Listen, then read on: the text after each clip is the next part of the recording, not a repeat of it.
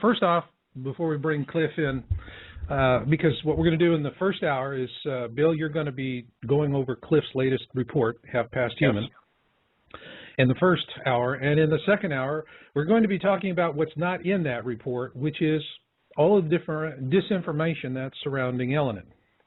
Now, before we kick the show, I kind of want to make a where are we at assessment, because I'm getting a lot of email from folks, and you know, everyone's been waiting for this period of time when Elenin is in an inferior conjunction, which means it's between us and the sun, and the alignment has got folks concerned. In our video, what we said is that we were concerned about there being a solar event associated with this period of time. Now, what we do have right now is my wife, Yelena, has been following the Russian media on this, and before it is even translated into English, takes another day or so for that. And what Leonid Elenin is now reporting in Russia is that he is not able to see Comet Elenin in SOHO imagery. But then again, there's a lot of things we don't see in SOHO imagery, so that's neither here nor there. Meanwhile, in terms of solar interaction, I think there's a strong case for the electric universe now, because we have had this long period of solar quiescence. You know, it's like, where's the sunspots, right? And what we have now is sunspot 1302. This thing is so huge that it is visible to the naked eye when people are seeing the sun, like at sunset or sunrise. I'm getting pictures from people, and you're even seeing these naked eye observation photos on spaceweather.com. So it looks like the mainstream sites have finally caught up with us. That's different for a change. Now, the other thing is that we have these, the CME, this storm. It was a pretty strong storm. Now, yesterday, it was impressive for me. My wife is very supportive of my work, but she's the ultimate cynic, skeptic. I mean, and it's good. Kind of gives me a check and balance.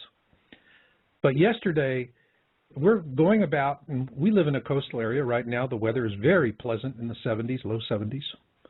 And the sun is usually, you know, a nice warm glow on the face. Well, the best way to describe the way the sun has been hitting us here is, particularly yesterday, is it's like, imagine you've gone to the beach and you know you got a really bad sunburn, and so you suffer through it that night, and the next day you go right back out on the beach without tanning lotion or an umbrella or a shirt or anything, and you just sit in the sun with this really bad sunburn. And that was really, you know, a good way to describe the discomfort and that we were having. It was enough that my wife actually, at one point, you know, took an intentional turn, took a different route, so that she could get us, you know, out of the direct sunlight falling on her side of the car. Today, you know, we're having, it's not as pronounced as yesterday, but it's still there. We were out today, and while this is going on, I'm sitting here and I am thinking about the other things we're seeing. Now, there's a lot of reports, and there's new reports coming in today of bolides, blue-green bolides, and they are in these slow, uncertain descents. So it's strange. It's not where they're like objects that are coming in from space that are in a very steep angle of attack, and they just come in like a bullet, wham, all right? You know, we're seeing this stuff at high altitude, and it's slow. It's meandering, zigzagging back forth, and then falling. And it's blue-green. Well, we already know we've got space junk falling. We just had this bus-sized observatory that fell out of low Earth orbit. But I think there's a lot more stuff that's falling out of low Earth orbit, and they're not talking about it because, you know, they don't want to talk about it. But these reports are coming in from around the world, and they're not being reported in our mainstream media. But again, bolides, these odd fireballs in the sky with this shallow angle of attack and wavering. Well, where does the blue come from? You've got space junk. It is loaded with copper. Burn copper, you get blue-green, okay? So, and plus whatever other exotic metals that they have in the space junk as it's falling. So I'm seeing all of this stuff, and I'm thinking, all right, you know, at one point, it's just like, let's just see what we see, and I'm tired of talking about it. I'm tired of the conjecture and all of the debate and nobody being able to get clarity on this thing. And, you know, as a researcher, I mean, Bill, let me ask you, I mean, at some point you go, how many people really give a damn? I don't know. It's hard to say. There's, you know, there's millions of us around the world that are watching this sort of stuff, both with the WebBot reports and all the other information that's coming out, as well as what we talk about. But I think there may be literally billions of people around the world that just aren't discussing it, but they're paying attention to it. Well, you know, I had a moment today where I actually saw an example of that, all right? Out with the wife again, and I figured, okay, she wants to go to the farmer's market. I'm going, well, let's see what the sun feels like. People were suffering at the market. I mean, the sun was still, it was painful to stand out in the sun. You saw people moving to shade as fast as they could, saw all of the merchants, whatever little shade that they could get out of their awnings, they were under that shade. All right, nobody wanted to be in the sun because it was still hot on the skin, uncomfortably hot on the skin. And I'm buying some lovely organic tomatoes from this nice little, there's a couple, and this woman is there with her sister and her husband, and they're selling organic stuff from their little farm out in the county.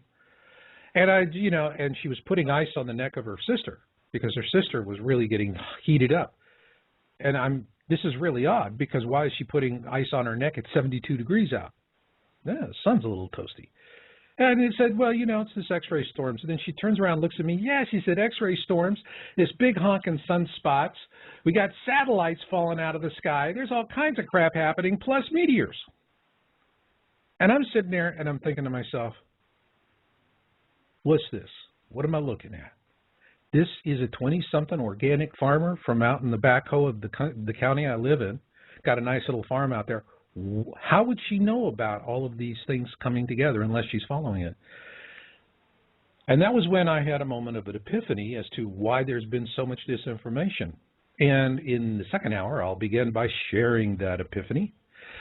But with that set up, first off, folks, what I want to say to you is I don't want to come on tonight and speculate or dive into conjecture about what is happening or what's happening.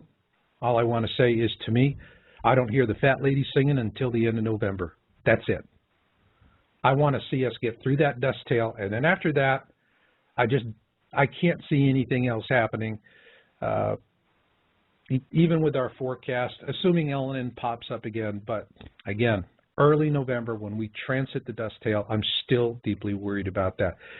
And as far as it goes for what's happened so far, frankly, it doesn't match exactly with any of the predictions I've seen from scientists or ourselves or anyone else. But one thing is very clear. In my mind, there is a solar connection between Elenin and Earth, because we're getting slammed with storms from a sun that hasn't had sunspots. 1302 is huge, many times the size of Jupiter, and if this thing merges up with the other two sunspots that are nearby, hell, Katie barred the door. That's it. We're in deep poodoo. So with that, what I am going to do in the first hour is we're going to have a role reversal here, and Bill is going to do the interview in the first hour with our guest Cliff and introduce the WebBot project and get into the report. And then in the second hour, then I'm going to step back in. And I think it's going to be fun. So in the meantime, I'll see you guys out in the chat room. Be nice. Okay, Bill, it's yours. Okay, thank you, Marshall. Ladies and gentlemen, I have the great privilege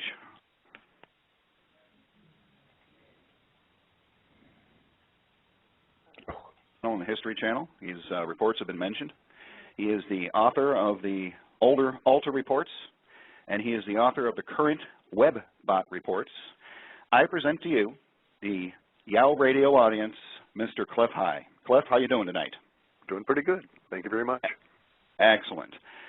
And Cliff and I share one great thing in common.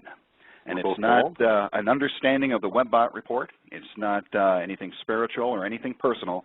It is our love of pie. And I love mincemeat pie. How about you, Cliff?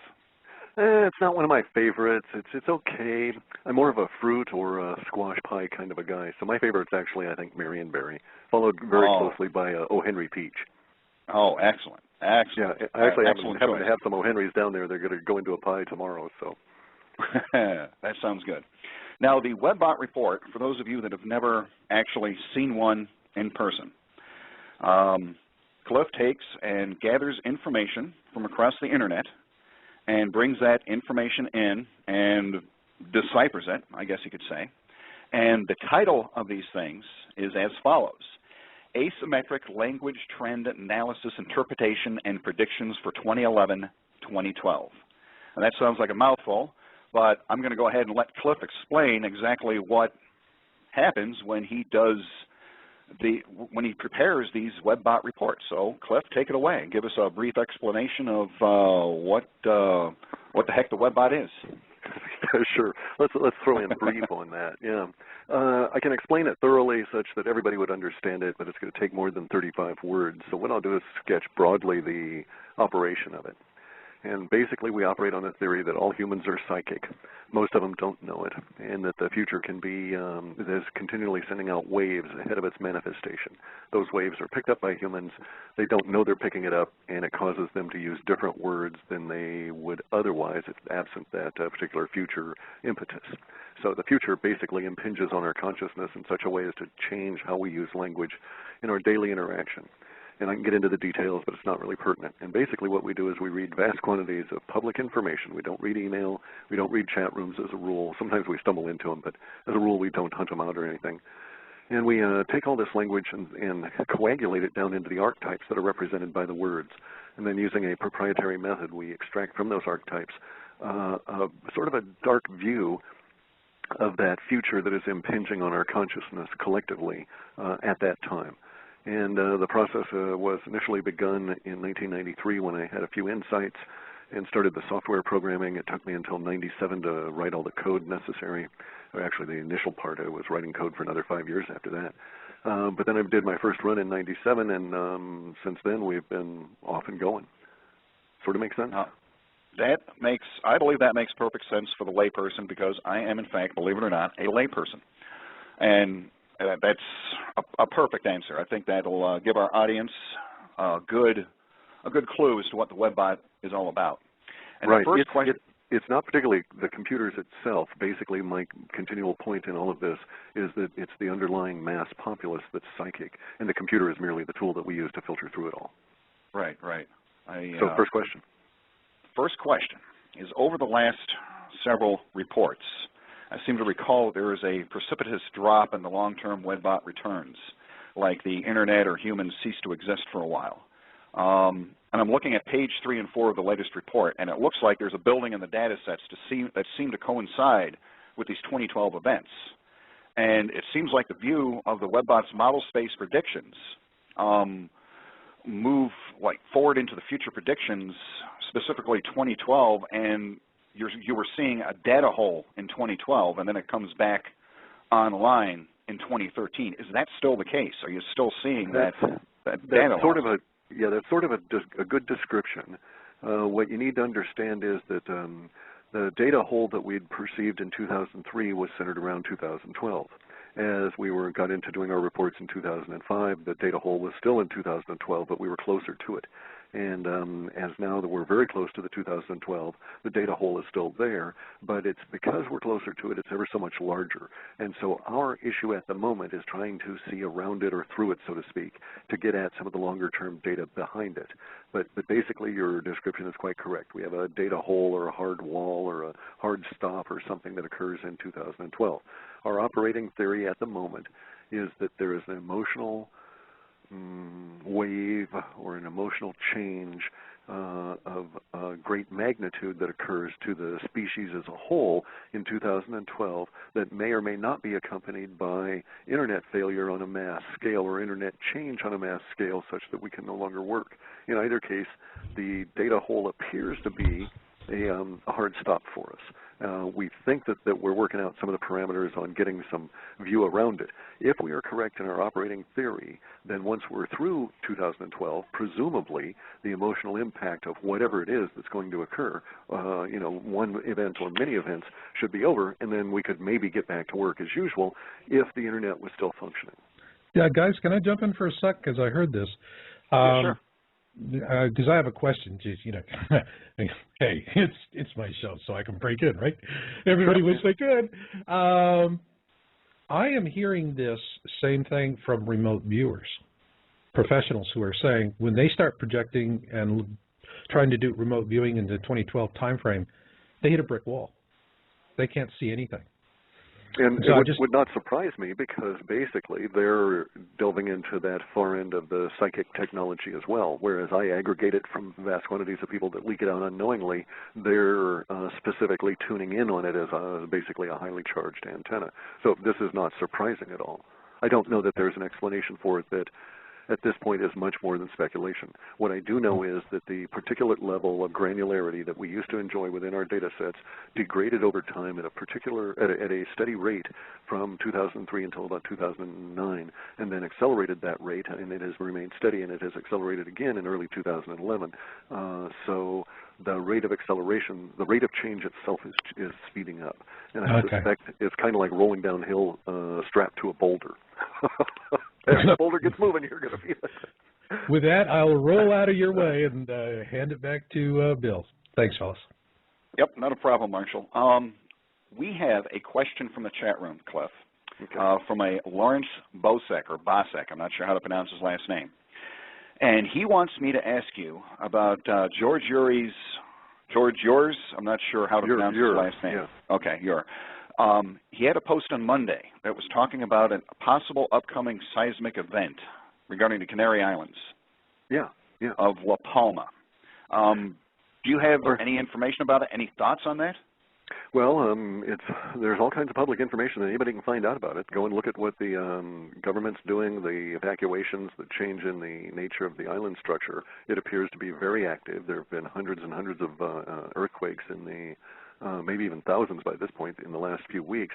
This is not surprising. It is predictable that this event will occur as part of the expanding of the planet.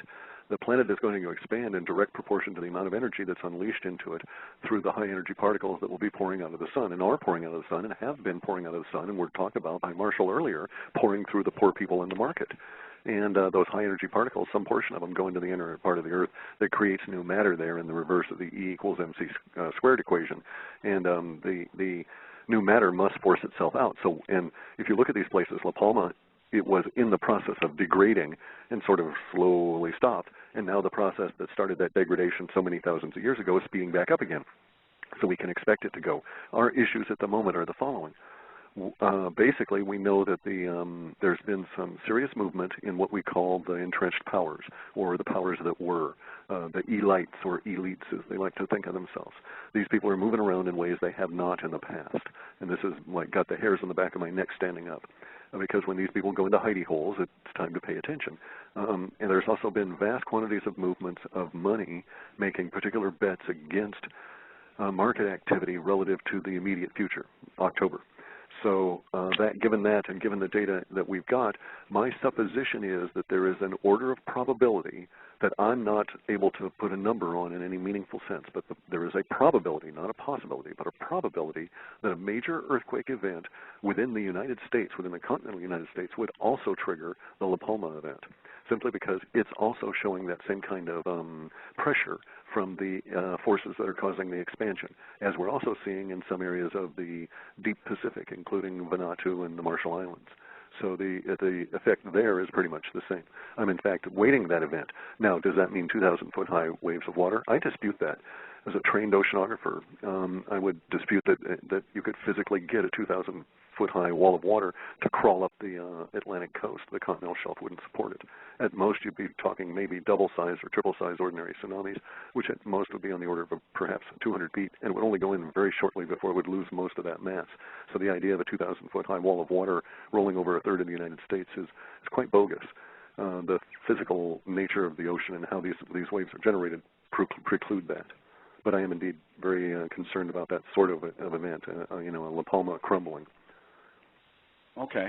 That kind of actually segues pretty good into the next question and topic that I wanted to discuss, which is kind of hits home, real close to home for me, because we're here in southeast Michigan. And in the latest report, you had an entire section on ice here in the northern hemisphere, I guess, and it looks like, from what I'm reading, it's going to cover the entire northern hemisphere, like a really, really bad winter, a sort of day after tomorrow scenario or something like that. No, I don't see it that way, because the day after tomorrow scenario was basically from a supergiant storm kind of condition. What we're looking at here is the exact reverse of that. We're looking at the gigantic movement of an ice age showing up and just dipping its little toe out there and showing us that little toe this year. But once the little toe is planted, the foot is not moving, so the rest of the ice age will be moving in relatively shortly. You have to understand that not only do we have the solar maximums that are occurring and then the 13,000-year solar half cycle of the precession, the end of the 26,000-year solar cycle of the precession, we also are near the, near the peak of a 100,000-year cycle that has always coincided with ice ages.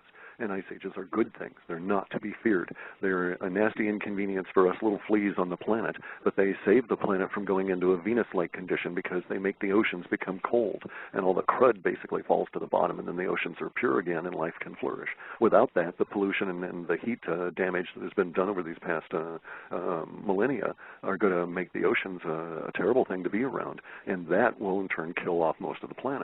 So ice ages are good things, and you will see it this year in a way that will be relatively undeniable by June of next year. In other words, I would expect June of next year to have reports of snow. So you're talking like the mini ice age of the what was it? The Maunder minimum or one of those? Yeah. No, it may be much more severe than that. The issue is you have to look at things on an extremely broad scale. And so if you look at where we are within that 100,000-year cycle, there's also a 6.2 million-year cycle, a 62 million-year cycle. And unfortunately for us, that 62 million-year cycle, we're about to the same position, the maximal position that the Earth reaches in this particular sinusoidal wave as it goes around through the galaxy. Every 62 million years, we reach a particular peak. And this is when the dinosaurs ate it, for instance, right? And we lost all the dinosaurs, they say, 63 million years ago. Now, the fact that we're at and near that same spot means that there's going to be a fundamental change in the nature of the planet and all of the beasts that live on it. And so this ice age that we're going to see, I doubt would be considered to be a minimum. I think it'll be like a regular kind of an ice age. So a little bit more civilization destroying if we don't adapt. Correct. Yeah. But at the same time, we're gonna get this weird thing. The last time we went through one of these cycles on a quarter cycle of it, we lost all of the large mammals in the northern hemisphere, and the giant sloths left us in South America and so on. So all of the saber-toothed critters, if you will, were the ones that left in the last end of this cycle. So I expect that we'll lose a lot of the large predators, that they will simply go extinct. On the other hand, we're also in a time of great mutation, so we'll get new species arising, some of which are going to be probably quite terrible to behold, because the conditions at the moment, what with all of the mutagens from the sun and the high-energy particles and all of this, it's going to be really a stew. You think the radiation from Fukushima will have any effect on those mutations, or is that too much in the background? I'm certain it will, because we're seeing it over here, and I can, I don't turn on the Geiger counter anymore because it's too depressing to listen to all the stuff blowing over us. But the amount of radiation that we're getting at another level is so much more powerful that any effect that Fukushima would have would be relatively minor. Okay. What about the Southern Hemisphere? Are they going to be seeing the same thing? I'm sorry, what? The Southern Hemisphere, are they going to be seeing the same thing as we are, or is it just going to be confined to the Northern? No, the Fukushima radiation is confined to the northern. It likely will take 50 to 60 years to reach a dispersion pattern where it's ubiquitously spread across the planet. But it's confined up here for a number of decades. But that's not going to be the issue. The issue, as I say, is solar radiation or unknown energies from space, because we don't even have a clue. We can barely sniff out the electromagnetic spectrum and just know that there's stuff on either side of it we can't even see. And if the electromagnetic spectrum in the form of even visible light from the sun is changed from yellow to this intense white that is incredibly burning, with high energy actinic rays and extremely high ultraviolet. In fact, a whole new category of ultraviolet is emerging. Well, we can imagine that those kind of changes are taking place in the other ends of the energy spectrum that we have no clue about, and thus our entire molecular substrate upon which our whole planet is based is in a state of flux. And it's going to be a very interesting couple of years, which, as you say, will include an ice age, and it probably won't be a good winter. Probably not, by the sounds of things. I guess I better get my snowblower tuned up for this winter and for next summer. Okay, what we get is, for next summer it'll probably be more likely. What we get in our data is that we get various different kinds of archetypes, and some of the archetypes we have a tendency to, put more faith in simply because of the nature of the archetype. So anything showing up with, for instance, body part references, especially human body part references, is a very high archetype because humans are very fond of their bodies and that they elevate that archetype way up in their consciousness. Basically, that's how I think about it, right? And so in our ice thing, that is a very primal archetype because it's way up there with weather, but it's not one of the, I need to get into the linguistic nuances of it for a second, but when the data set came up, the top of that data set was ice. There was no vagueness to it at all. It was very clear. It was hard-edged. There was no, grackle or, big snowstorm or any kind of ambiguity whatsoever, and that is relatively rare. We got that with the Sumatran tsunami when we saw 300,000 people dead, and at the same time we also had another data set that said country driven back to a previous age. And in that same level of emotional summation values, we now have ice for this coming winter. So, if you can get in that extra few cords of wood or whatever, it probably will serve you well. Yeah. Folks, you need to listen to what he just said. That's he's getting the same responses that they did for the tsunami, the same responses about this ice. The same emotional sums, correct. Yeah, the same emotional sums. That's extremely important. You need to listen to that. Now, this really, really ties in with the next question that I have. And that's about the social changes that we're seeing in the WebBot report. And the two that I particularly want to talk about, and I think we chatted about this last night, is the first one is, and I'm going to read right from the report. It says, the details go into a situation in which the elder's grandparents go to the rescue of the at-risk children and are forced by the entrenched powers into what amounts to a skirmish with the up-and-coming, soon-to-be pop on the street near you Second American Revolution. And I want to know if that ties into the temporal marker that was in the report about subdivisions being raised in the U.S. as terrorist control measures, and also the mention of a videographer that will be decapitated for videotaping something. Yeah, now that particular set, I hate writing stuff like that, of course. Well, it's spooky, but people got to know about it. That's correct. But the thing is, at some level, I don't believe that it can be changed when it hits the immediacy values. You'd have to understand the complete nature of how we've categorized the data that comes on in. But basically, by the time it comes on up to slap you in the face, it's a little too late to get a warning out such that an individual's life might be spared or whatever. However, we could be wrong.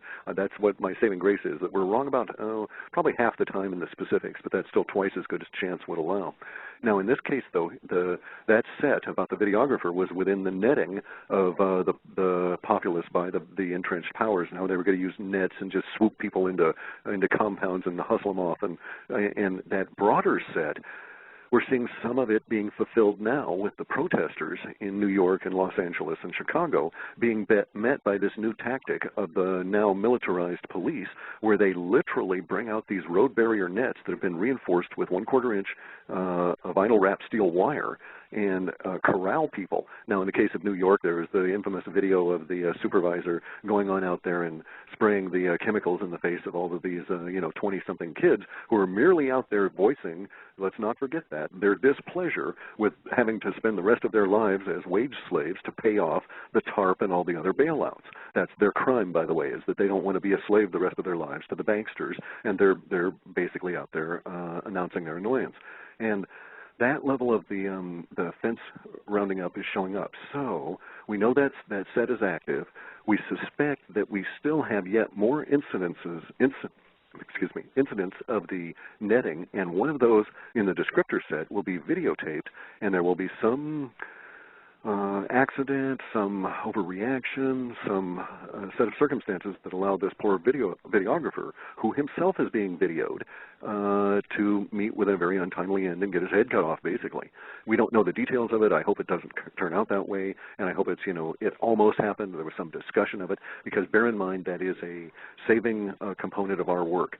We, in our work, can't tell the difference between people in the future discussing an event or the event itself being discussed in reports in the paper and so on. And so if people are saying, oh yeah, let's all go to this good concert, and then the concert never happened, but there was no mention of it not happening, we would still only pick up the let's go to the good concert language and not see the other side of it. Make sense? Yes, that I understand that. Hopefully the audience can it as well. get... It gets really involved and tedious beyond I don't even like discussing that. But let's get back to the question about the subdivisions. We've had a number of years ago, we've had this postulate by George Ure. He's an associate of ours. He had this postulate that makes a lot of sense, and the postulate is that the longer we see something in our data before it actually materializes, the larger the impact it's going to have on the social body at that time. And I think his postulate is good, and it stood the test of these last 10 years. And we saw that stuff, it's pertinent because we saw the data about the razing, the destruction of these subdivisions way back in 2003 without really understanding what was going on, because of course back then the housing boom was just really getting rolling then and had yet to crash 4 or 5 years later. And so that was a particularly powerful subset that is now maturing and had been pegged even in 2003 as showing up about this time frame. That is to say, the end of 2011 and into the early part of 2012. Now, part of the rationale that the powers that be will use for destroying all these subdivisions is anti-terrorism measures, various different ones, not a specific story, but an umbrella of various different anti-terrorism measures. But basically what they're trying to do is to have a huge amount of destruction so that they can then have a construction industry again and try and start the whole thing going. It won't work because of a bunch of other events that intrude, but nonetheless we'll have those the subdivisions being run over by whole crews. And in a sense, it's kind of like a throwback to the 30s when they came up with the idea of the construction corps in order to put all these millions of people to work. Here it'll be the destruction corps in order to put millions of people to work, because there just will be no other opportunities for these individuals. And it looks to be a quasi-militarized effort, at least being run by the Corps of Engineers. And not haphazard. These guys are going to go through, they're going to get every scrap of copper, salvage light bulbs, all different kinds of stuff. So they're not just destroying them, they're basically mining them for resources along the way. Okay. That brings me to the next question, which I believe also ties in with that. And this is what I took from the report. And you correct me if I'm wrong. I'm just going to give you a few of the headlines that I picked up from this, and I think they tie together, but you tell me whether or not they do. You were seeing a new Kent State type of event. We're seeing a market crash that takes months, commodities deflating, prices deflating, United States hyperinflation for a brief period, and riots followed by some type of a revolution. Does any of that tie in with this? Yeah, actually it does. I mean, as a temporal marker, we're in the flow of this global evolution, renaissance, whatever. Okay, it really limits it to call it a revolution because that actually brings up the context of violence and all this sort of thing. And the effects of whatever it is that are hitting the species at the moment are much broader than that. But the raising of the subdivisions will be about a third of the way, 2/3 of the way, really. Through the economic component, about a third of the way through the social degradation in terms of how we plot the timeline within our model space. So actually what I expect to occur is a series of events beginning in October, our Shocktober month, as the markets go basically start becoming irrelevant. And then there's going to be a bunch of currency woes and issues that are going to hit us in November. They're going to set us up for an event of some kind in early December. Not a major event, but a definitive shift that will tell everybody we've clearly shifted. And then in January, February, and March, we're in a building tension period. Through that building tension period, you'll see much of the language that you've just discussed manifest, and because it'll be that probably the 5th or 6th month of, quote, the market crash, if you start timing the market crash from October of this year as opposed from October of 2008 or even to the year 2000. It's all one long process. So it's just where you want to stick your markers. But that's going to go on over these next few months. And we're going to be in building tension language from November all the way through to March. We haven't had one of these in a long time. And then in March we go into release language.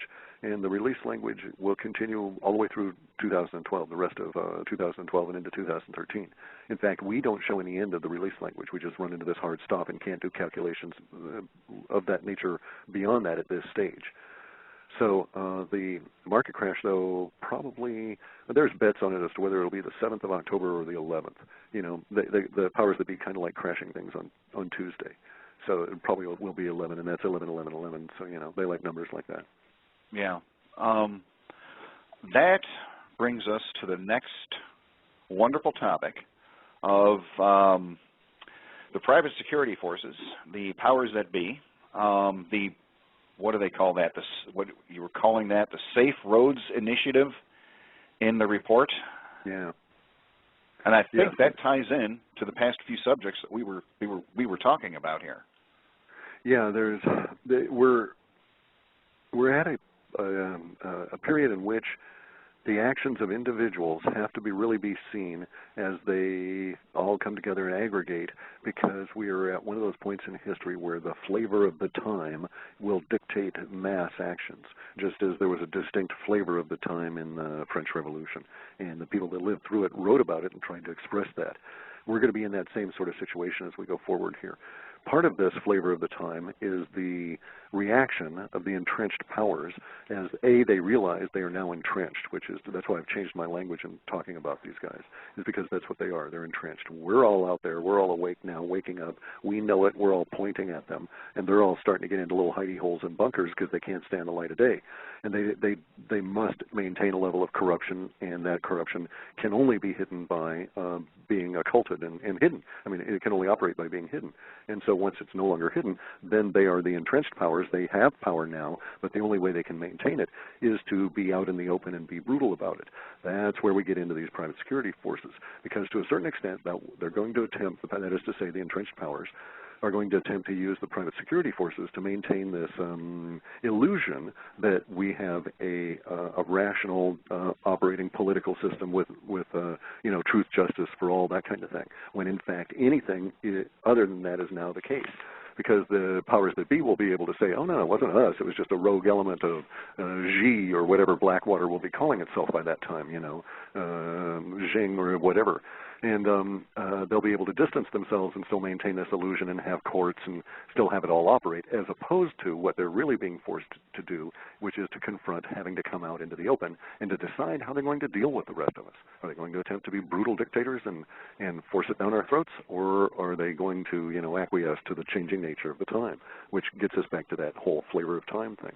We've shifted out of the age of Pisces, in which there were the beginning of organized everything, civilization as we know it, into the age of Aquarius. And in Aquarius, it's the sovereign individual who's self-determining, self-actualizing, self-educating, not a member of a school of a fish, but rather an individual, sovereign, exploring universe on their own. Powers that be don't like that, and they're going to use those private security forces very brutally over these coming months. But they won't have any hesitation, by the way. We have to understand war is out there. It hasn't been openly declared unless you care to open your eyes up and look. That's, I'd have to say, that's pretty disturbing. It's disturbing to me. But yeah. Look, you've got, Rumsfeld and Cheney and these kind of people personally authorizing the torture of American citizens not on American soil. And so all they have to do is get you off American soil and, oh, yeah, it's legit. They can torture you, All they have to do is reclassify you, label you no longer as a citizen. You won't find that word used much anymore. And it'll be, potential terrorist or any of these other, homemade radical or whatever else, the language they're going to start popping up with. And it's going to be very disturbing because they're being forced into a corner with just all the mass of people that are becoming awake to what's going on and all of the other issues. It's awful hard to keep everybody in a trance when the TV is nothing but bad news and, the food is bad, the economy is bad, no one's working, The despair starts setting in, and your gut starts grumbling, and you look around and you start wondering, why is this the way it is? And as soon as you start asking that why question, you start stumbling into places like mine, and the next thing you know, you're a radical, aware human.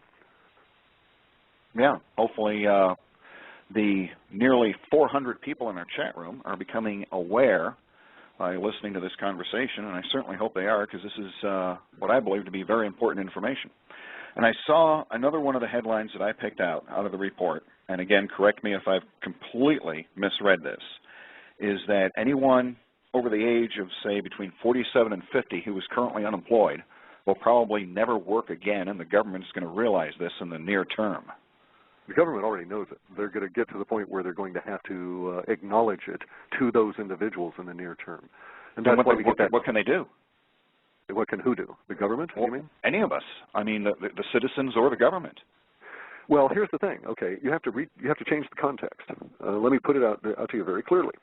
The United States dollar will die. No currency has ever lived forever. As soon as the dollar dies, it goes away. All of the billions of dollars that were out there in circulation will be gone, and yet nothing will have changed. We would still have all the resources on the planet, we just wouldn't have dollars. We'd still have all the rhododendrons, we'd still have all of the blackberry bushes, we'd still have all of the rocket fuel. Nothing would have changed. So you're unemployed. Well, that means that you do not have someone who is in a position to hunt up work for you and give you money to compensate you for that work. So at that level, get off your butt, decide you're going to be your own boss, figure out what you can do in a harmonious, cooperative way, because that's always better than competition, and get you there faster, and then go on out and be harmonious and cooperate and provide value to universe. I swear to you that if you provide value to universe, universe shall compensate you, and you just don't have to worry about it after that. You won't have a job, but you'll have work, and that's much more meaningful. I haven't had a job for ages, but I have work, and that's much more meaningful. And universe cooperates, and it provides, sufficiency. Nobody needs to be a multimillionaire and drive around in these mega yachts. No one needs 5 cars, or you need sufficiency. We need to follow that maxim of everybody needs to learn to enjoy to live simply, such that others can simply live. And then the mass collection of humanity can at that point say, okay, we're strong, we're lean, we're mean, we're ready to go. And then space is our oyster, and we'll go on out and we'll just tear the universe a new one and reorganize things in a nice cooperative way and get rid of all of the obstacles that have been bothering us. But we've got to do it from our core outwards. I keep saying this, and it's it's interesting because like 8% of the populace likes to exercise. They like to exercise. Another 4 to 5% will exercise. They just don't like it as much. But that basically is it. And the problem is that everyone could be in that category. They all have the same thing that everybody else does that likes to exercise and keep fit, etc. The only thing that they're not doing is they're not doing the exercise itself.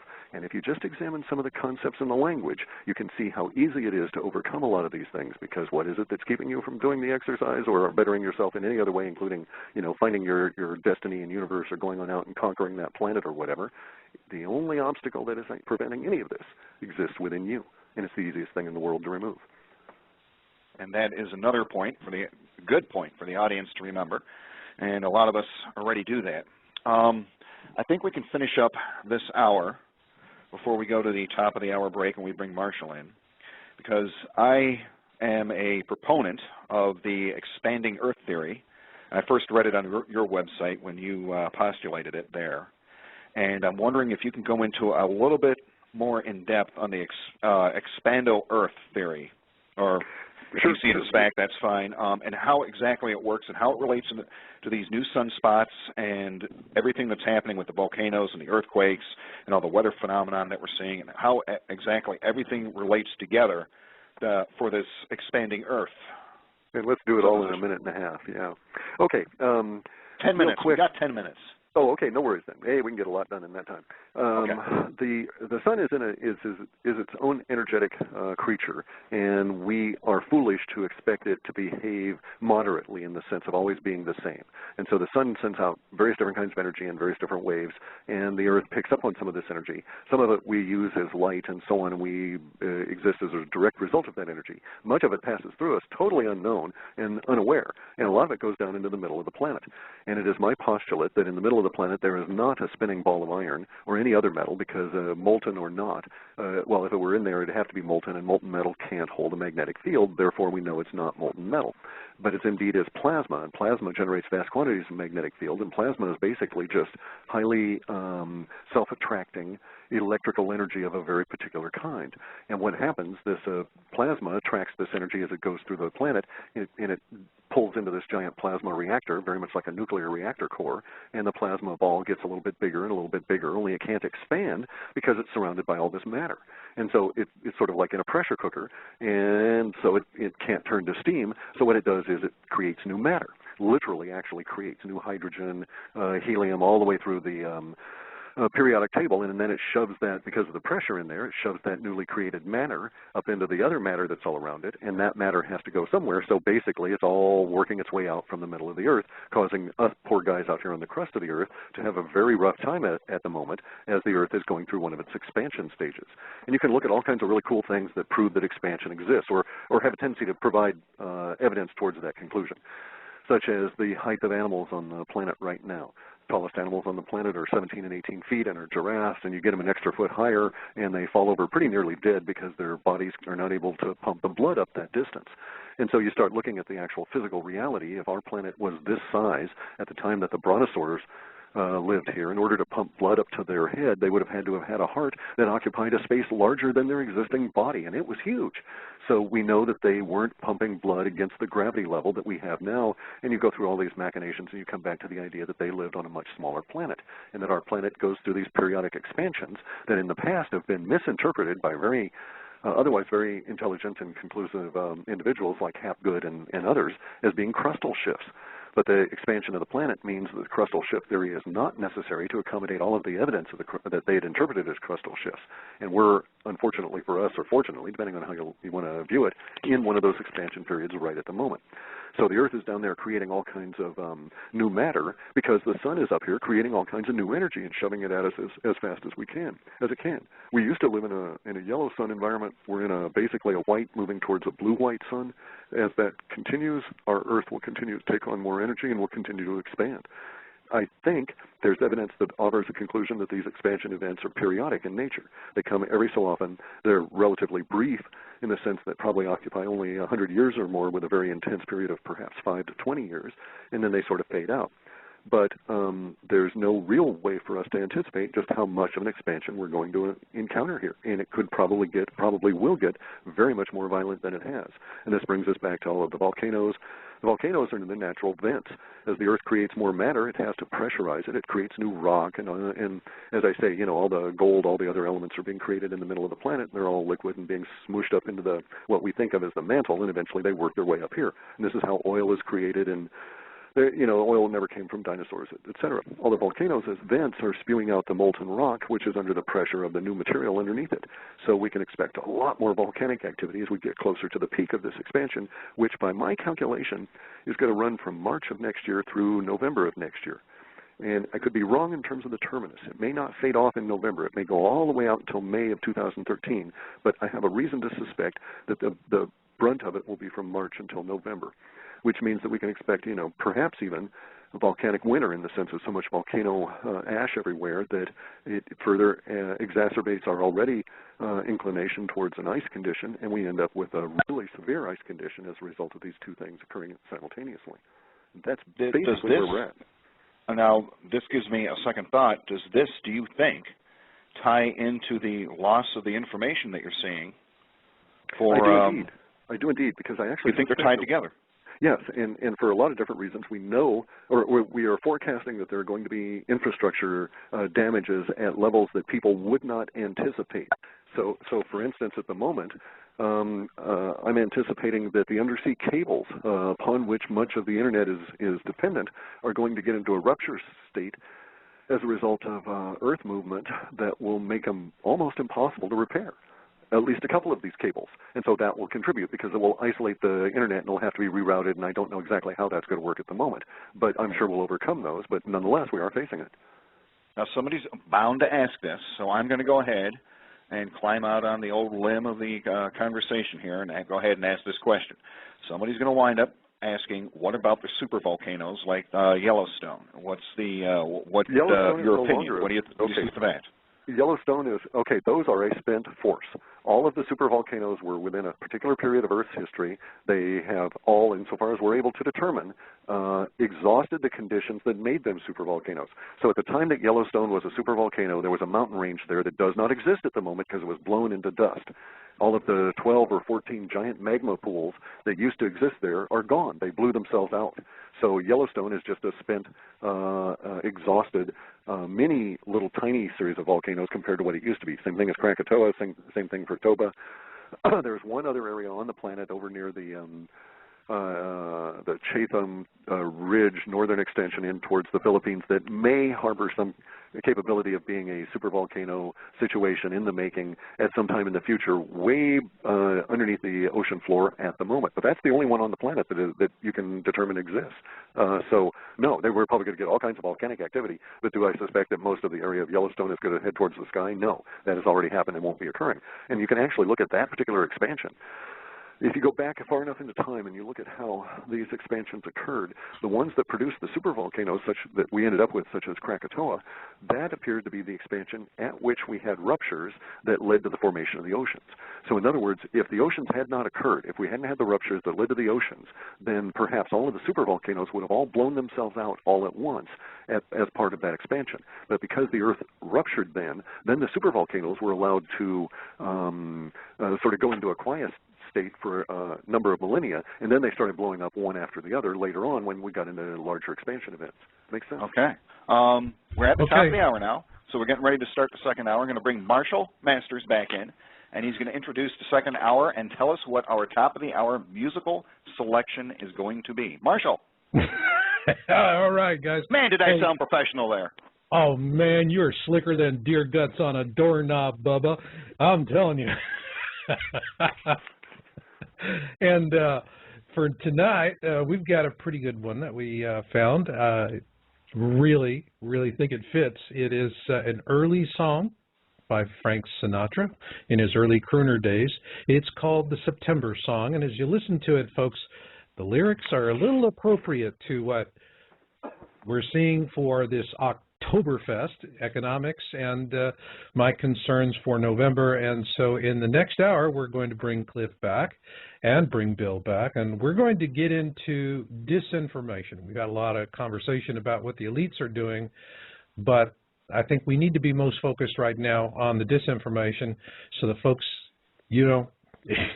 it's disinformation's like cockroaches. It's there. Everybody knows about it. Everyone's just got a different way of dealing with it, and we're going to talk about a couple of different ways to deal with it later on. So here we go, guys. We are going to have a little Frank Sinatra, so put out the cat, kiss the old lady, and have a good time. We'll be back in 3 minutes and 6 seconds. Tonight we're going to get back now with Cliff from the WebBot Project, and now I really want to get into something I think it's really important from a survival standpoint, and that is disinformation and how it is being used to keep people from getting clarity on what's happening to them and to their world. And so bringing Cliff back in, and with this, Cliff, I really enjoyed the first hour listening to your interview with Bill, and you guys really covered a lot of ground, particularly with regards to Yellowstone. I hope you're right about that. Yellowstone is still on the red list, and I would definitely wouldn't want to see that thing pop off. It's not. Yeah, it's not continent devastating. That's all. It's not continent devastating, but it sure could. An eruption could take out the breadbasket, and that's for sure. No, I'm sorry. I dispute that. I don't think an eruption in Yellowstone at this point would be a greater magnitude. In fact, I think it would be a less magnitude than we saw with St. Helens. And the largest volcanic problem we have in the United States is Rainier. The second is probably somewhere along on the west coast. Mount Rainier, if it goes, it would be very devastating, but even it's not a supervolcano. And so the idea that the breadbasket and the square states all the way over to the Mississippi and then north would be removed, I dispute that. Okay. Well, we have other experts that are saying the opposite, but then everybody brings something different to the picnic. It makes the food tasty, right? Right, but also a lot of the other experts, of course, are operating under the idea that the Earth is a static, has always been this same size, and a bunch of their basic assumptions are quite bogus, and it can be demonstrated to them that their assumptions are bogus. So if that's the case, then their whole science has a big hole. So it does bear thinking about that just because someone is an expert does not mean that they are in any way knowing. If they're an academic, a lot of their assumptions are invalid, and therefore their position may also be invalid. Well, I don't have a PhD, which means I don't have the right to be wrong. I just have the right to pay for it. No, yeah, and actually that kind of stuff, I appreciate the levity there, but we've got to start taking ownership on this. I'm a sovereign individual. I have no degree whatsoever, and to me a PhD means piled higher and deeper. It means you can just sit there longer and suck up this erroneous crud longer. It does not mean you're in any way more educated. It merely means you're more schooled. And until individuals wake up and realize there's a difference between schooling and education, we will continue to tout so-called academics, the academics, as so-called experts, and they are not. Many of them can't even think cohesively, couldn't think their way out of a paper sack. Sorry, well, this kind of stuff irritates me. I got a sense of that. Yeah, sorry about that. I'm a raspy old guy with no hair, so you watch out. Right. There was this celestial wisp of ether or something. But there you go. No, I agree with you. I think what's interesting more today than anything else is to hear them say again and again, that's unexpected. Yeah. Yeah, we didn't know we needed to relocate that airport and turn it so that it's now facing the new North Pole. Yeah. And, it's like, gosh, we really thought, our tsunami defenses were more than enough for Fukushima for 100 years, right? Yeah. Okay, so, and we know. But that's also part of the disinformation thing you were talking about. And I stumbled into that in a serious way in 2003 when we ran across this concept that I called memering at the time. Mm-hmm. Where I thought I was running into these organized gangs, if you will, of people that were all spouting the same language. And now I know what I was looking at were the early years of the disinfo ops as they were making their software better and better and better. What from my viewpoint, what gets them is that, okay, they've got a software out there now that the military uses that I think allows an individual to run maybe as many as several hundred personas. But the problem, of course, is that they don't understand the variance in language. Right. Let's just do this before because I always like to explain acronyms when we drop them on people or definitions. All right. And so, when you're talking about disinformation, we're talking about the wolf packs and how they're doing it, software. It's all very sophisticated. Just to give people an example. All right, of what we're talking about here, folks. On YouTube right now, you have like or dislike, and that's it, which is a much fairer system of rating videos. But as you might recall, there was, from the beginning, there was a 5-star rating, and so your videos could get 1, 2, 3, 4, 5 stars, depending on how people liked it. And in an egalitarian world, that is a great way to do it. However, what the disinfos were running is that they had automatic sniffers, just like your web bots that you guys are running, building aggregation for your database. They're out there monitoring channels. And if you're flagged, the minute you put up a video, the instant you put up a video, a half a dozen personas are going to flag it 1 star at that time. Literally, I remember one video I put up, and it got 7 1-star reviews within the first 13 seconds of going live. They call it corralling, by the way. Corralling, that's right. So they do that out there. Now, here's a point that I want to talk. That's just one of the tools, too. They got a toolkit that I would drool just to get whatever falls out of the kit. But when we're talking about the Comet Elenin topic, and this is something that from the beginning was we couldn't understand why the disinfos were cranking it up so hot, so heavy. I could see the wolf packs out there doing all the stunts, all right, whipping it up, really whipping it up. And then they came after me. It was after I published an article in May. And I asked the question, the title of the article is Comet Elenin a Decoy, ? Once I posted that article, within 3 days, something happened to us. Never happened before. I've been selling books through Amazon since 2002, it's actually since 2003, okay? my books have been on Amazon. Always have been 1 to 3 days, because that's the way I'm set up with my Ingram distributor account. But the minute I put up that article, is Comet Elenin a decoy, they slammed me on Amazon, and what they did was they singled me out. I mean, I've spoken with, you know, VPs at my distribution accounts and all of that, and they're working like dogs to try and get this lifted. But what they started doing is flagging all my books to 2 to 3 weeks for delivery instead of 1 to 3, and that slows things down.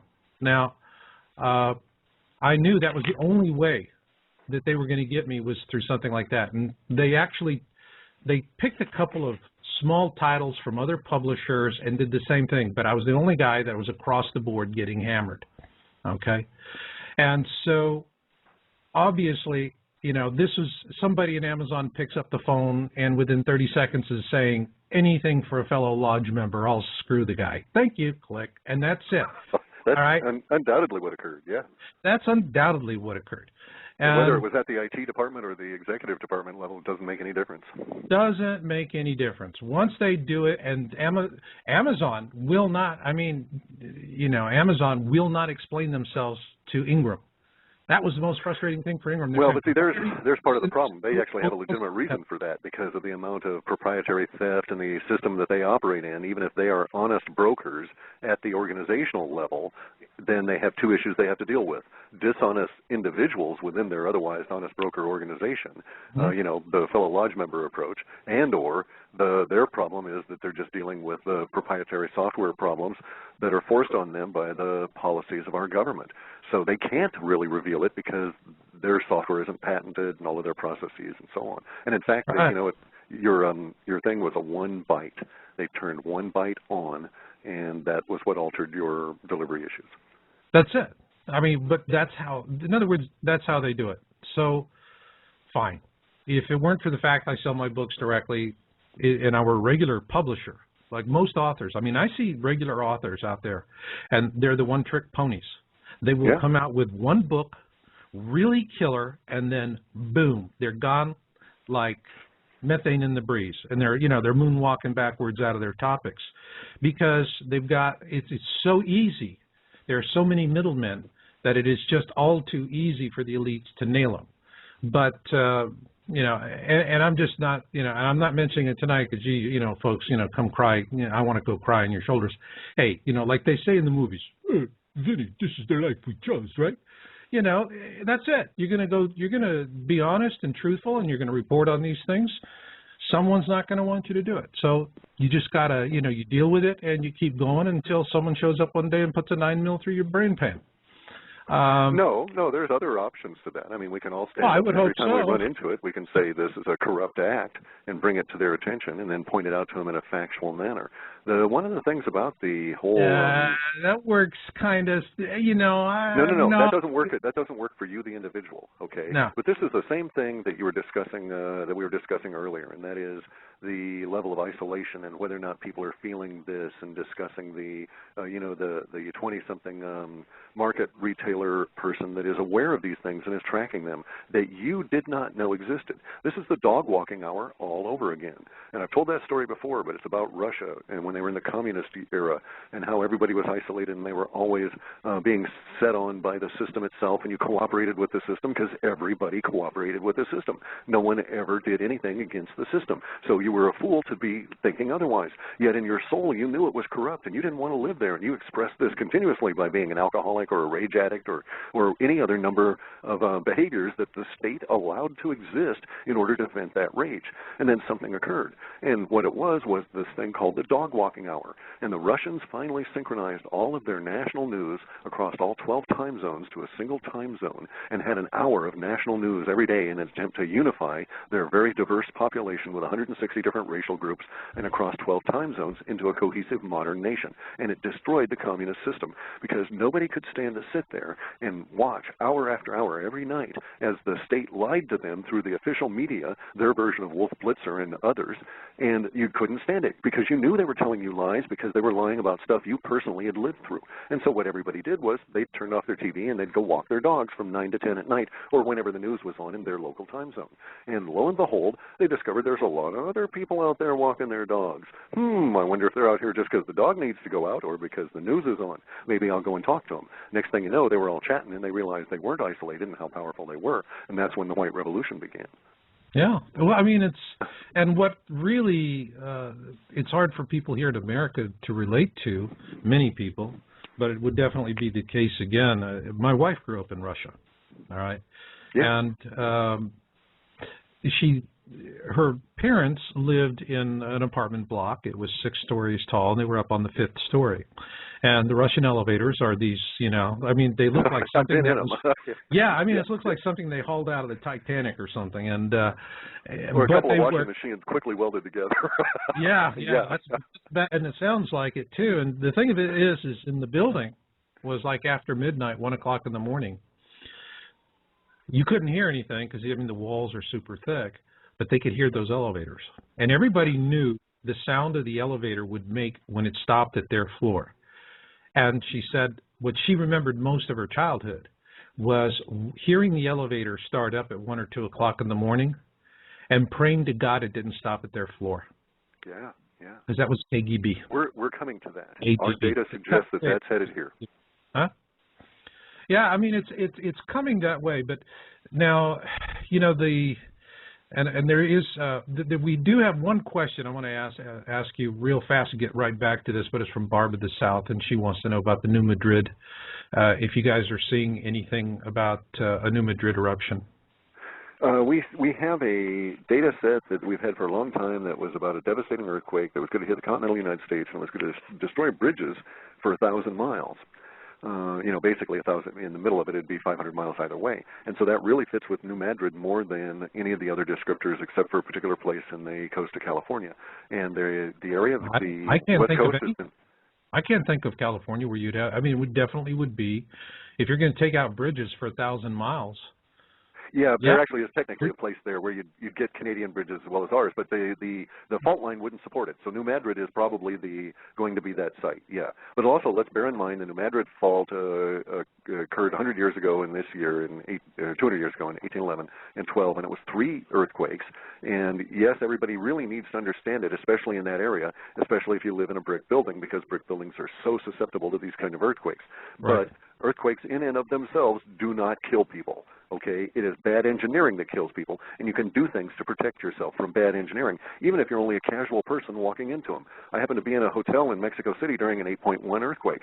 It was not my environment. I was down there doing a consulting gig, and the earthquake decided that was the day it was going to shake this hotel and kill vast quantities of Mexican City residents, and I had to deal with it and cope with that particular situation.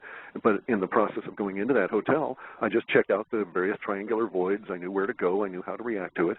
And yes, it was a unsettling experience, but and it was exciting in the sense of adrenaline, but it was not fear-producing, and it didn't kill me, and it didn't kill the vast majority of people. So New Madrid is a fear at one level, and it is a practical thing to deal with at the other level. Shift all your attention to the practical level, and the fear part goes away.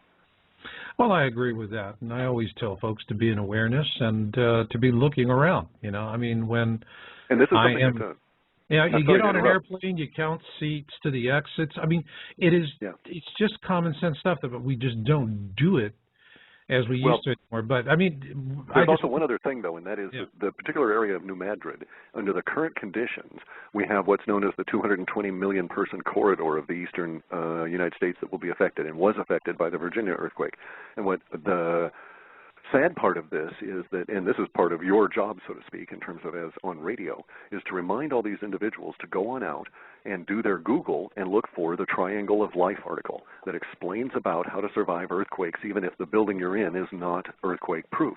And because you guys don't live in earthquake country, you don't know about the Triangle of Life kind of a thing, and it's very easy to spot these as you go in, but you need to be told once. So you just need to read through these articles about how to deal with it, and then you'll be safe. But don't do the hide under the desk, don't get under a table, and don't get under a door jamb. Those are sure killers. Most door jambs will separate, and the lintel will come down and crush your head. Yeah, I know that. So, it's, and definitely it's a good thing for people to do that to be mindful, to be in an awareness situation. But then there are people that don't want us to be in awareness. They want the numbers. They, you know, what I'm seeing here when I'm looking at, and this incident I talked about with this organic farmer I met today. This little gal who all of a sudden knows about junk's falling out of the sky, the sun. What's an organic farmer following this for? All right. And that was the thing. Then it did a reverse flip to me because there was another side to this. I saw the movie Contagion that just came out. I don't know if you've seen it. No, I don't watch movies. No, I mean I watch them when they're old and on TV, but no, I don't watch them in the theater. Well, I mean, I go out occasionally when they're hitting on a topic in this area. I went to watch Contagion. Contagion is, to me, it was just an absolute classic propaganda film, period. It was, the whole thing of the film is, don't worry, the elites have everything in control, and the guys that are the conspiracy theories are collaborating with Wall Street crooks to cheat everybody with false scares and all of that. So, I mean, the movie, the movie itself was, I mean, you have people dying all over the place in the movie, but the plot basically flatlines right from the get-go. And it's a dry thing that they just pump it out for the propaganda thing, but it's one of those, don't believe all the things people say about us, the elites are on top of this and we'll save everyone's lives and blah, blah, blah, and the happy nonsense. And so you finish, you get up, you walk out and you go, I paid for this.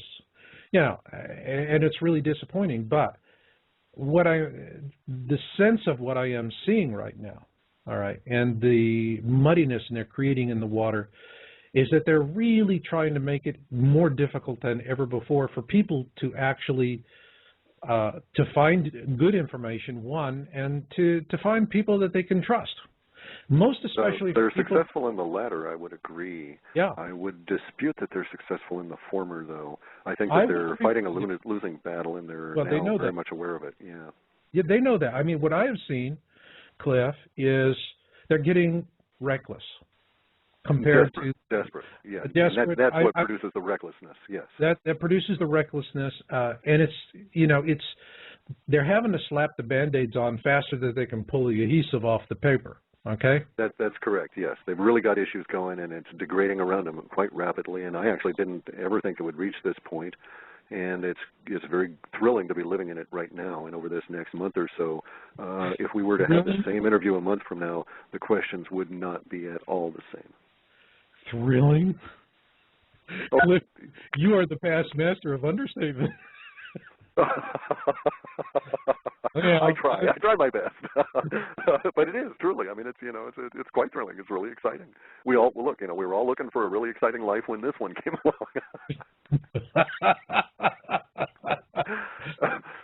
Okay.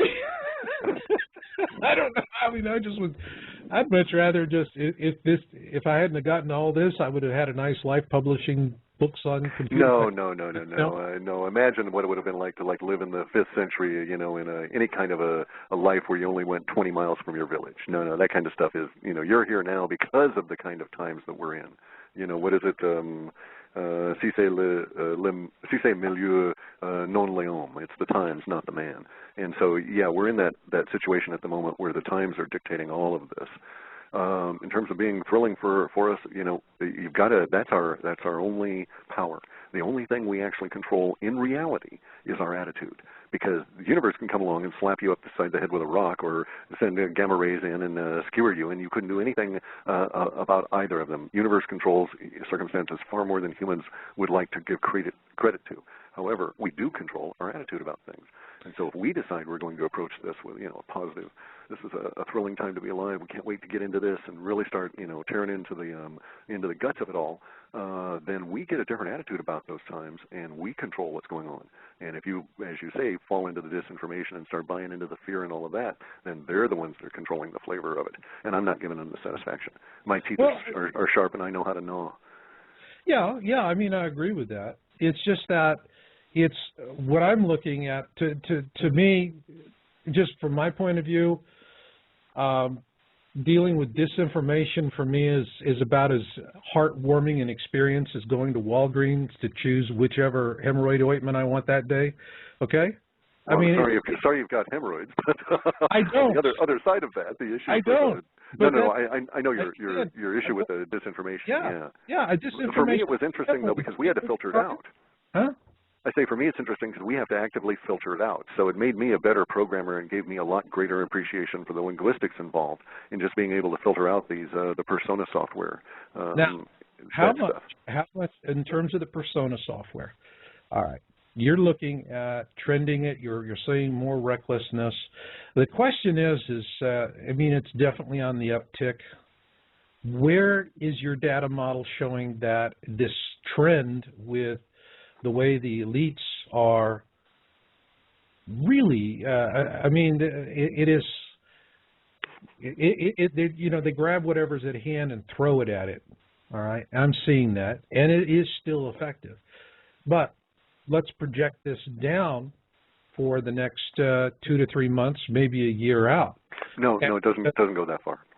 All right, so we have huge trip over the door jam and fall into a void because your porch isn't there kind of changes that will occur between now and March. So a lot of the stuff that we're dealing with now will not be pertinent from March onward of next year. It may be that we still have the disinfo people, but from March onward they're going to be trailing off, and I doubt that the government will have enough money to pay half of them by March, but if they're paying any of them at all or have any money at all, and by June we'll be dealing with a radically changed national structure here such that the idea of someone actually sitting down and wasting their time doing disinfo will be laughable. You'll have much more pressing, immediate things to concern yourself with than that sort of foolishness. All right, so you're seeing an abatement of it on the internet, but where's the rest of it going to go? I mean, they're not going to give up those efforts, and even if they have to scale back. Yes, they are going to give up those efforts. It will not continue. It's not in perpetuity. It's a relatively recent thing. It's a brief example of some of their desperation in trying to keep certain things under control that's already failing, and they recognize that. And it is my supposition by March of next year, the gloves have to come off, and they will have to if they're going to be doing propaganda and that sort of thing, they will not be doing anything subtle like disinfo by March of next year, and from that point forward. That's when we really get into this global evolution issue.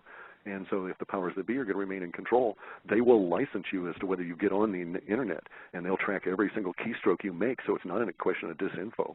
I mean, look, the Federal Reserve is writing software now. The Federal Reserve banksters, a criminal cabal that is owned by people that do not even exist or are not citizens of the United States, that are foreigners. They own our money. Our national debt is owed to foreigners, and these people have the gall to let out a request for programmers to program software to run through the internet to find out what the sentiment is that you have about them, such that the next action they could take would be to declare your sentiment to be treasonous. And these people are corrupt. They are the creme de la corrupt. You know, they're at the top of the bankster cabal. And, you know, the banks are coming down. By the end of 2012, the idea of checks and banks and that sort of thing will be not in most people's life experience anymore. Okay. The idea that we're going to go through some kind of a, quote, revolution or a rebellion that will, and we would come out the other side and still have such ludicrous ideas as a Republican and a Democrat Party is absurd. When we hit the March wall, March of 2012, from that point on, the hard edge really starts moving, and it will not be in the hands of people our age. It will be the Moon and Virgo generation that will take over, and they're just getting their teeth all sharpened right now. The Moon and Virgo people? Yeah, 80s, late 80s, early 90s, that group, that generation, that from them came the millennials. Okay. So they're in their 20s now. They're in their 20s, and they don't buy any of this. They don't watch television. They laugh when they go to see movies that are propaganda films like Contagion. In fact, they wouldn't spend their money to see it. They would, if they wanted to see any component of it, they would just do the smart thing and get a quick Chinese bootleg, because they live in a world in which the corruption so surrounds them that they cannot support any level of corruption, and therefore they themselves, if you will, ride the corruption wave in a sense of like pristine purity. They don't care that they're taking a bootleg, and this world is theirs. And I'm here to say that they're going to start marching around in quite numbers in next March and change everything. Mm-hmm. So, I mean, all right, let's do this. Let's just say, because I have a question, but then we had one that kind of dovetails with that from someone in the virtual chat room that Susan's tossed over to me. By the way, in the virtual chat room, Susan, thank you, darling. You're a sweetheart. This is from EKLMDRACHIR. I'd love to have this guy just come on to pronounce his screen name. It says, ask Cliff to elaborate on the latest report and what specifically changed from the previous report to the last report. I'd actually want to say, trending back through the last year of reports, what have you seen in the last year that you've been doing reports, new elements that are popping up and redefining the data sets? A bunch of them relative to the Space Goat Farts entity. A bunch of those relative to the unknown energies are new. There's all kinds of new growth in that entity in terms of not just new supporting sets, but new sets that are forming. New linguistic structures in there are shaping up. We've had a lot of new growth in populous entities, but to a certain extent it's more new supporting details to existing trend lines.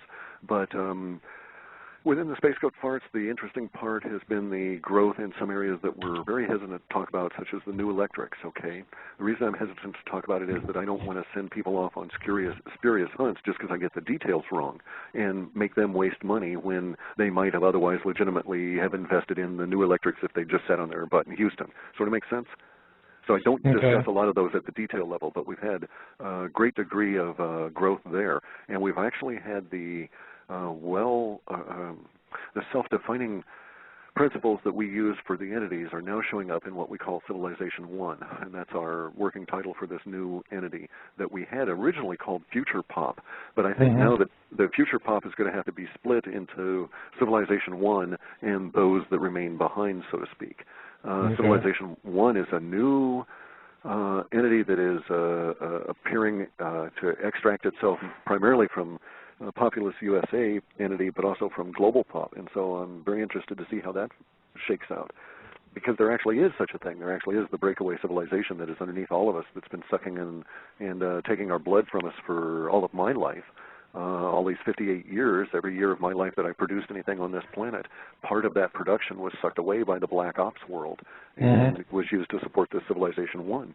And a great number of our problems in terms of beyond the engineered war and the engineered famine that the powers that be use, a huge amount of the suffering on the planet can be laid directly at the doorstep of Civilization 1 as they've taken away vast quantities of resources.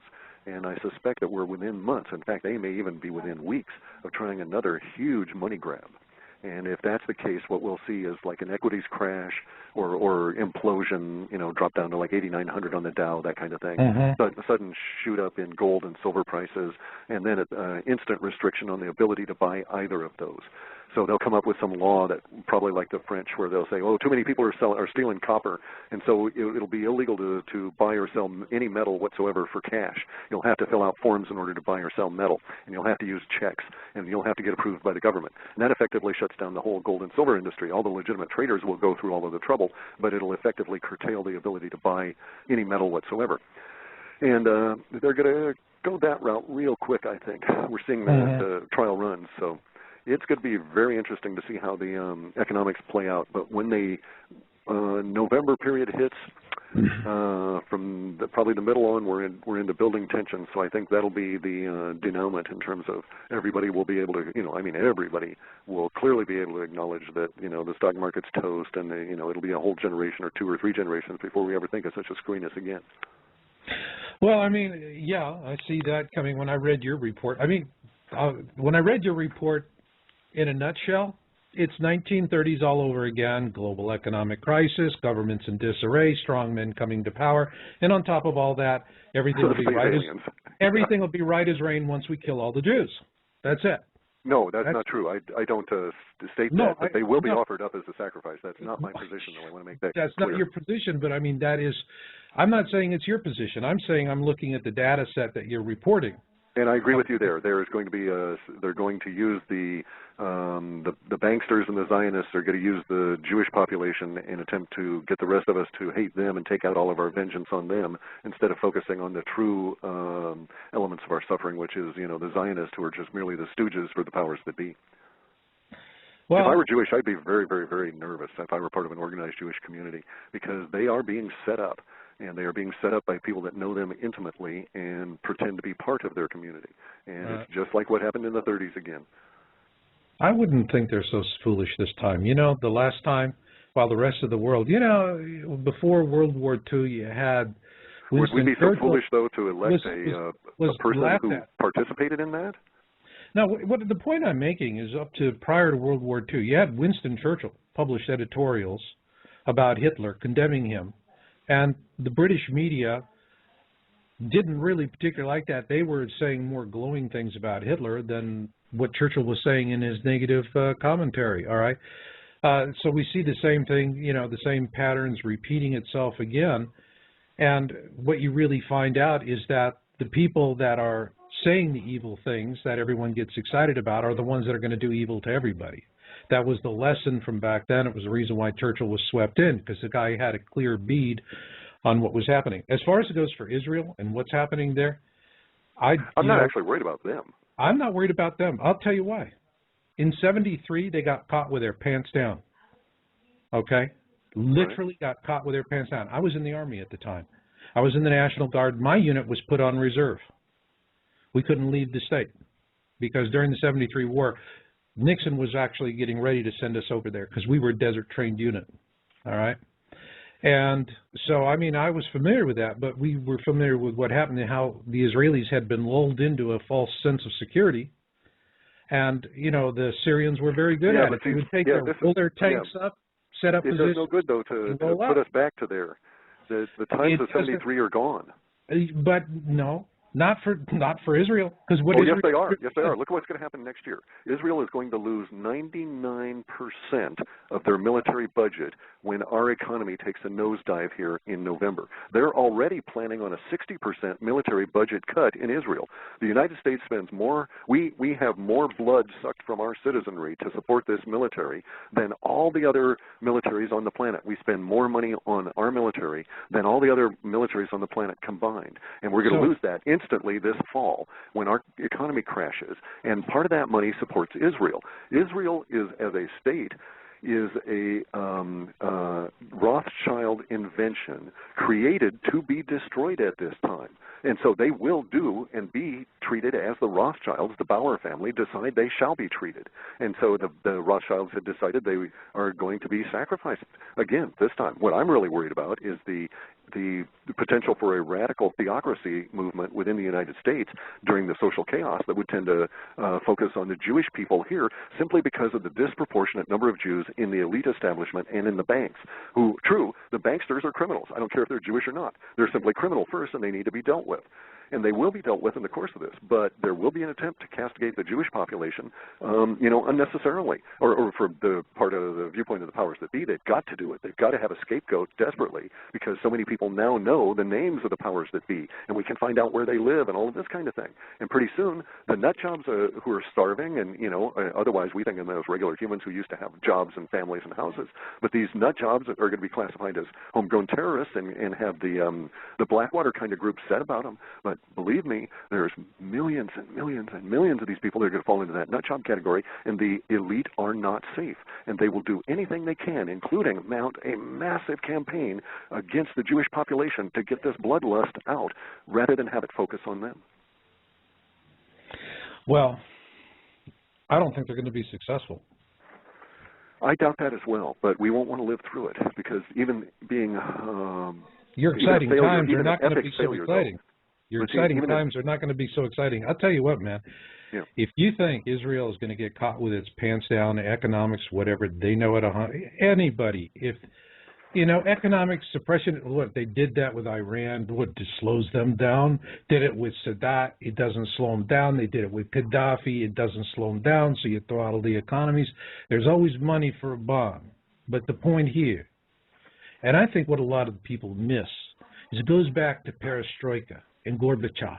And he opened the doors and he said to the Jews in Russia, you can leave and you can go to Israel. And he didn't restrict it. And Russia lost a good chunk of its top theoretical weapons engineers in every field. And if you think those guys are running falafel stands in Tel Aviv, you're naive. No, I Okay? used to work with some of them up at Microsoft. I know exactly what they're doing, and I'm not naive. But my naivete does not include a worship of Israel as a state, uber all. I do have an expectation that the world is in a state of massive levels of change, and Israel will not be immune from that. Neither will the United States. And to sit and pronounce that it will be simply because you have a basis of a feeling as opposed to understanding. It's not going to be it's not going to be immune. Everybody's going to hurt.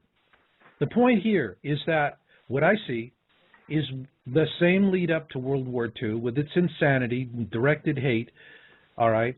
But in the final analysis, it's not even about who wins or who loses. It's who's left alive, okay? That's not true. That is not true. In the World War II, the powers that be won, everybody else lost. In World War III, the powers that be will win, everybody else will lose.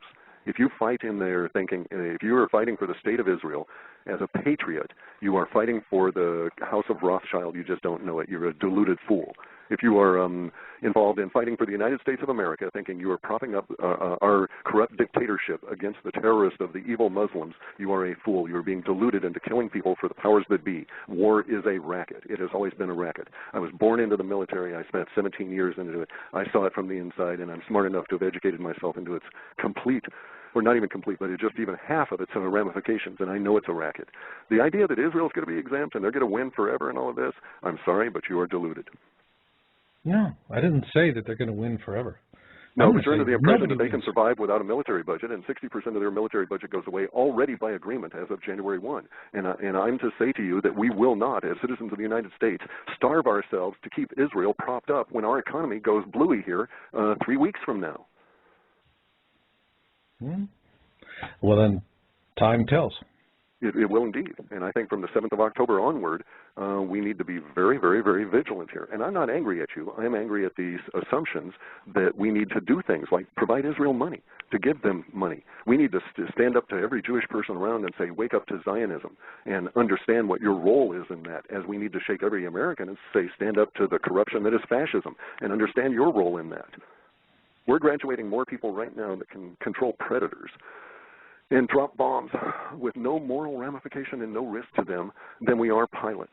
Our goal is to get people here that are so good at video games to do this predator thing. It is no accident that Nintendo and all of these other companies were given policies by our government to encourage them to bring in foreign workers to get the level of the video games to what we might as well realistically call simulations, so that we can educate our population from age 2 onward to become killing machines that will do so with no moral consequence whatsoever, not even a thought of it. And they'll do so at the request, at the instruction of the powers that be, and not even think about it. Push that button, drop that predator. You don't care if it hits a village in Afghanistan or someplace in Cincinnati. You can't tell the difference.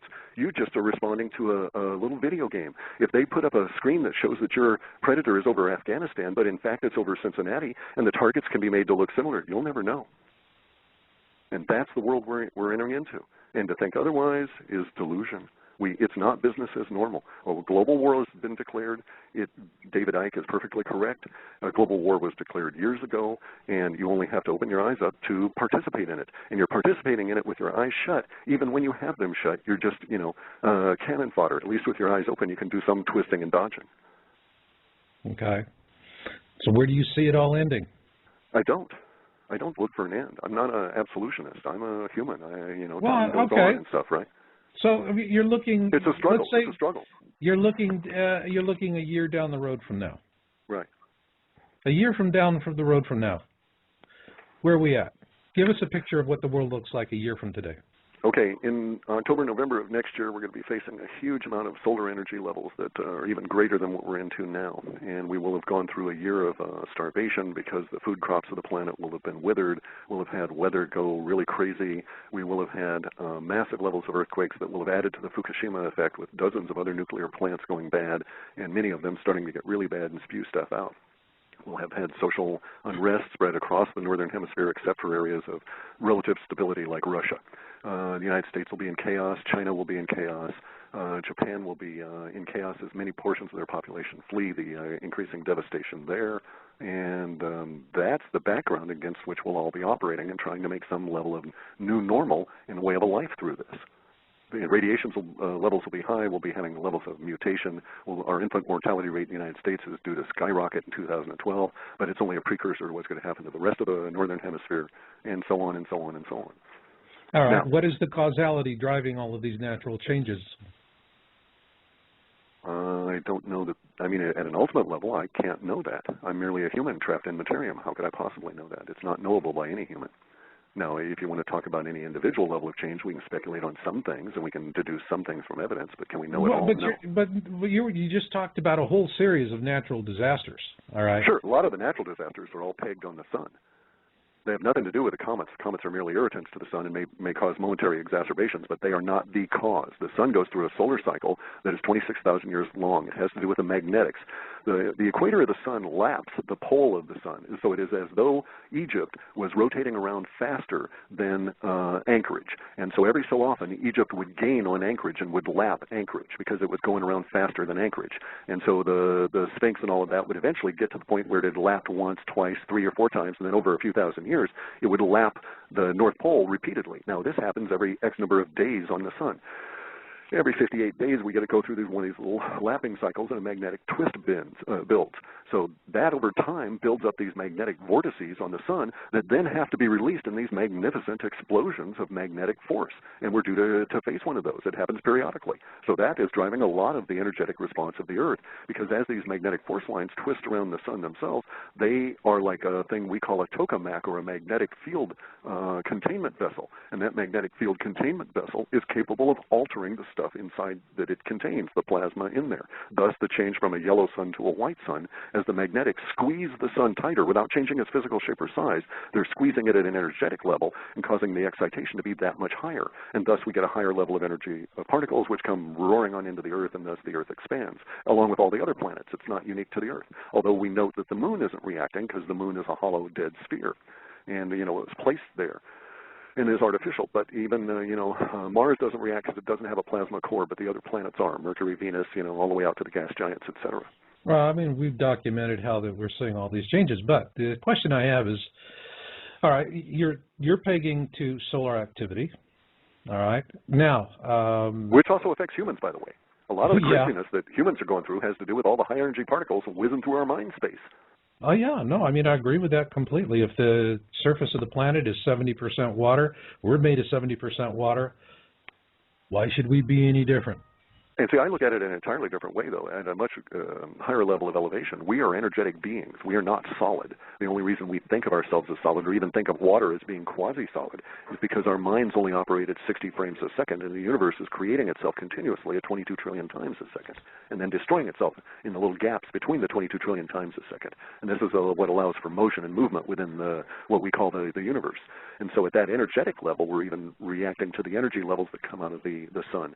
So it's not merely tidal effects or the water in your brain sloshing around. It's at the level of the things that create the molecules that you call your body. At that level, you're reacting to the new energies coming out of the sun. And it's making a lot of people crazy.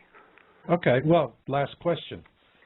With the solar energy, and you're seeing this change in the sun, is this based on data, core samples that have been drawn, that you've been able to see that this is limited strictly to the sun and the Earth? In other words, it's just purely the known objects, or are there unknown objects in your data that draws you to these conclusions? There's the unknown within the space code stuff that got us onto this idea a long time ago, before I got into the expansion of the planet theory. Mm-hmm. So there is the stuff within the data that does point to all of universe not being as we are told. And then the more you investigate it, so a lot of this is my conclusion. The data itself doesn't suggest, the data has always pointed out sun disease, and it was the subsequent 11 or 12 years of self-education in terms of all things physics that led me to the conclusions about how the sun is reacting.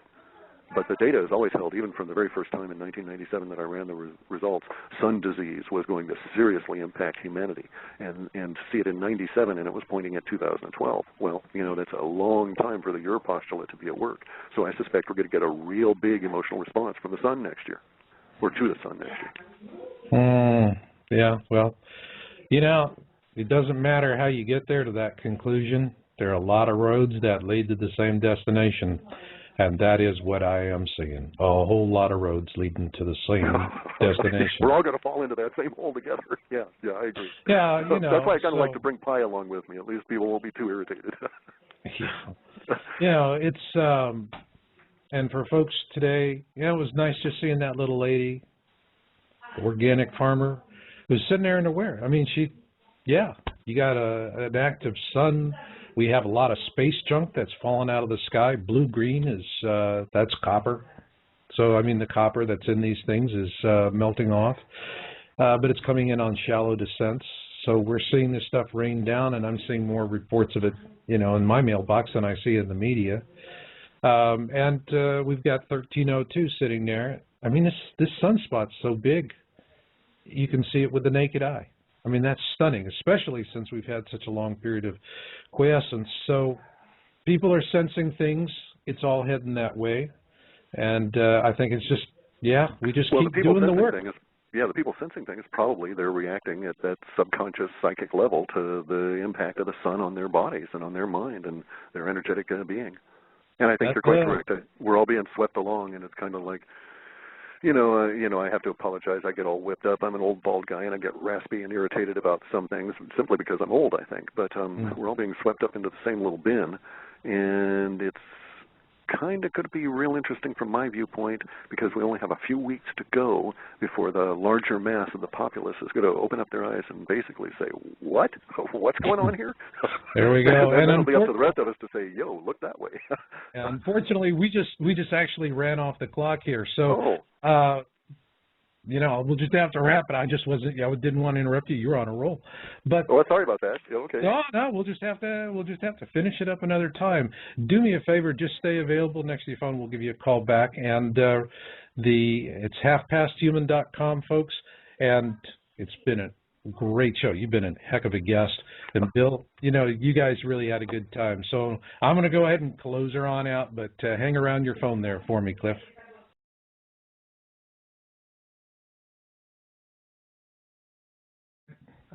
First off, before we bring Cliff in, because what we're going to do in the first hour is, Bill, you're going to be going over Cliff's latest report, Half Past Human, in the first hour. And in the second hour, we're going to be talking about what's not in that report, which is all of the different disinformation that's surrounding Elenin.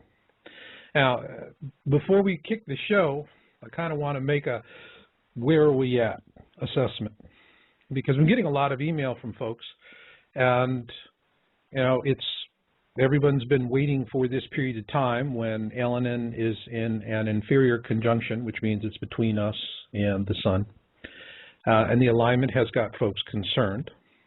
In our video, what we said is that we were concerned about there being a solar event associated with this period of time. Now, what we do have right now is my wife, Yelena, has been following the Russian media on this, and before it is even translated into English, takes another day or so for that. And what Leonid Elenin is now reporting in Russia is that he is not able to see Comet Elenin in SOHO imagery. But then again, there's a lot of things we don't see in SOHO imagery, so that's neither here nor there. Meanwhile, in terms of solar interaction, I think there's a strong case for the electric universe now, because we have had this long period of solar quiescence. It's like, where's the sunspots, right? And what we have now is sunspot 1302.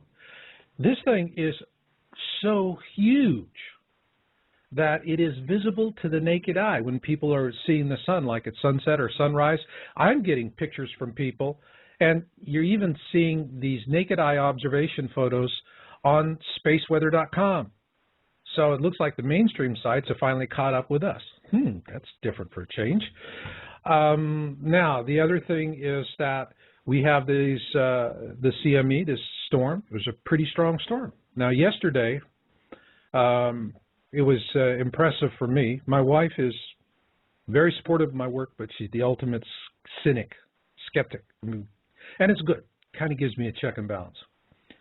But yesterday, we're going about, and we live in a coastal area right now. The weather is very pleasant in the 70s, low 70s. And the sun is usually, a nice warm glow on the face.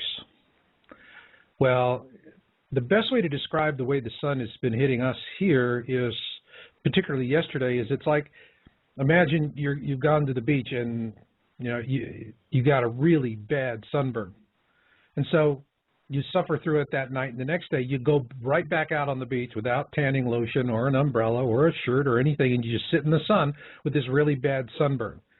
And that was really, a good way to describe the discomfort and that we were having. It was enough that my wife actually, at one point, took an intentional turn, took a different route, so that she could get us, out of the direct sunlight falling on her side of the car. Today, we're having, it's not as pronounced as yesterday, but it's still there. We were out today, and while this is going on, I'm sitting here and I am thinking about the other things we're seeing. Now, there's a lot of reports, and there's new reports coming in today of bolides, blue-green bolides, and they are in these slow, uncertain descents. So it's strange. It's not where they're like objects that are coming in from space that are in a very steep angle of attack, and they just come in like a bullet, wham, all right? We're seeing this stuff at high altitude, and it's slow. It's meandering, zigzagging back forth, and then falling. And it's blue-green.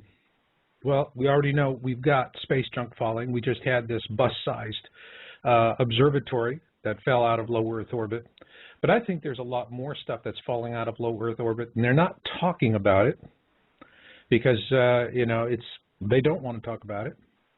But these reports are coming in from around the world. They're not being reported in our mainstream media. But again, bolides, these odd fireballs in the sky with this shallow angle of attack and wavering. Well, where does the blue come from? You've got space junk. It is loaded with copper. Burn copper, you get blue-green. Okay? So, and plus whatever other exotic metals that they have in the space junk as it's falling. So I'm seeing all of this stuff, and I'm thinking, all right, at one point it's just like, let's just see what we see, and I'm tired of talking about it. I'm tired of the conjecture and all of the debate and nobody being able to get clarity on this thing. And, as a researcher, Bill, let me ask you, at some point you go, how many people really give a damn? I don't know. It's hard to say. There's there's millions of us around the world that are watching this sort of stuff, both with the WebBot reports and all the other information that's coming out, as well as what we talk about. Mm-hmm. But I think there may be literally billions of people around the world that just aren't discussing it, but they're paying attention to it. Well, I had a moment today where I actually saw an example of that, all right? Out with the wife again. And I figured, okay, she wants to go to the farmer's market. I'm going, well, let's see what the sun feels like. People were suffering at the market. The sun was still, it was painful to stand out in the sun. You saw people moving to shade as fast as they could. Saw all of the merchants, whatever little shade that they could get out of their awnings, they were under that shade. All right. Nobody wanted to be in the sun because it was still hot on the skin, uncomfortably hot on the skin. And I'm buying some lovely organic tomatoes from this nice little, there's a couple, and this woman is there with her sister and her husband, and they're selling organic stuff from their little farm out in the county. And and she was putting ice on the neck of her sister because her sister was really getting heated up.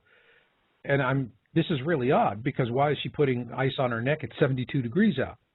Yeah, the sun's a little toasty. And it said, well, it's this X-ray storms. And then she turns around and looks at me. Yeah, she said, X-ray storms, this big honking sunspots.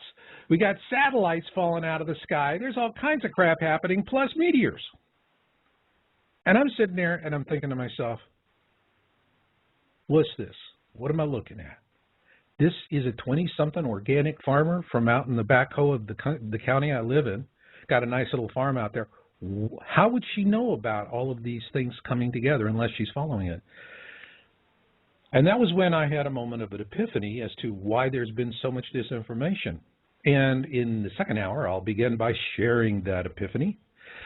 But with that set up, first off, folks, what I want to say to you is I don't want to come on tonight and speculate or dive into conjecture about what is happening or what's happening.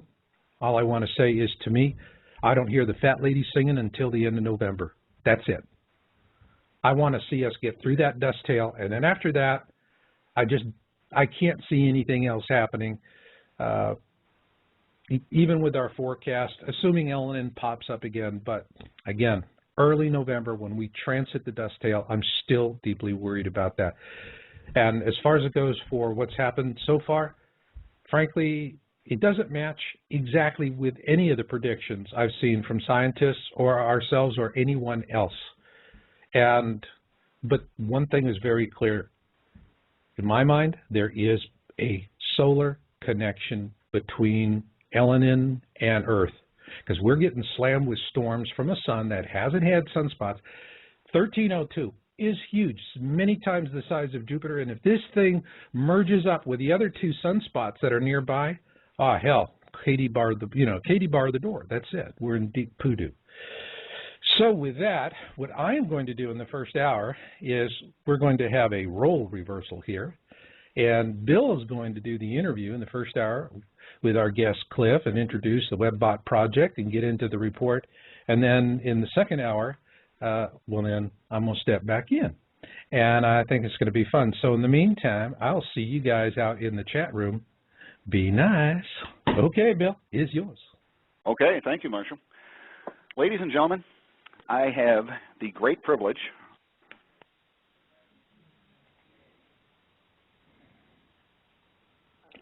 on the History Channel. His reports have been mentioned. He is the author of the older Alta reports, and he is the author of the current WebBot reports. I present to you the Yow Radio audience, Mr. Cliff High. Cliff, how you doing tonight? Doing pretty good. Thank you very much. Excellent. And Cliff and I share one great thing in common. And it's not an understanding of the WebBot report. It's not anything spiritual or anything personal. It is our love of pie. And I love mincemeat pie. How about you, Cliff? It's not one of my favorites. It's okay. I'm more of a fruit or a squash pie kind of a guy. So my favorite's actually, I think, Marionberry, followed very closely by O. Henry Peach. Oh, excellent. Excellent. Yeah, I actually happen to have some O. Henrys down there. They're going to go into a pie tomorrow. So that sounds good. Now, the WebBot report, for those of you that have never actually seen one in person, Cliff takes and gathers information from across the internet and brings that information in and deciphers it, I guess you could say. And the title of these things is as follows: Asymmetric Language Trend Analysis, Interpretation, and Predictions for 2011-2012. And that sounds like a mouthful, but I'm going to go ahead and let Cliff explain exactly what happens when he prepares these WebBot reports. So, Cliff, take it away and give us a brief explanation of what the heck the WebBot is. Sure. Let's throw in brief on that. Yeah, I can explain it thoroughly such that everybody would understand it, but it's going to take more than 35 words. So what I'll do is sketch broadly the operation of it. And basically, we operate on a theory that all humans are psychic. Most of them don't know it, and that the future can be is continually sending out waves ahead of its manifestation. Those waves are picked up by humans. They don't know they're picking it up, and it causes them to use different words than they would otherwise if absent that particular future impetus. So the future basically impinges on our consciousness in such a way as to change how we use language in our daily interaction.